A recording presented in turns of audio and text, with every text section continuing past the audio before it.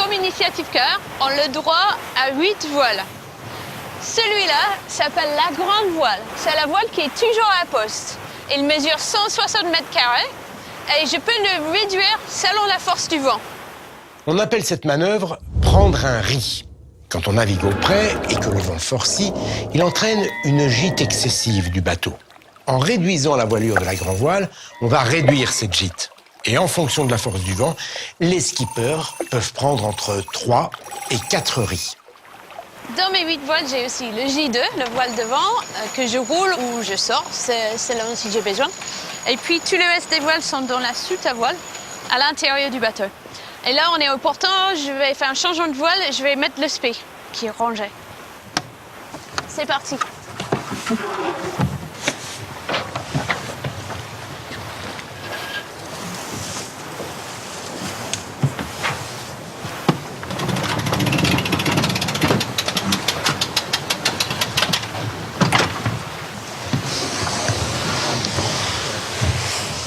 Celui-là, il pèse 50 kilos, je crois.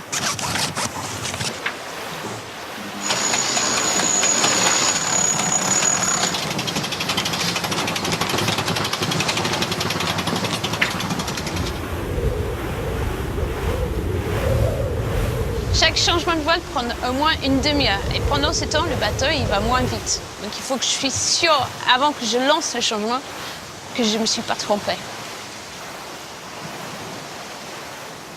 Et pour faire le bon choix, les skippers ont à leur disposition 2 catégories de voiles d'avant.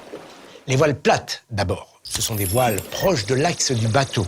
Elles sont principalement utilisées quand on remonte au vent ou qu'il est de travers. Quand le vent se renforce, les skippers diminuent la voilure en changeant de voile. J1, J2 ou J3.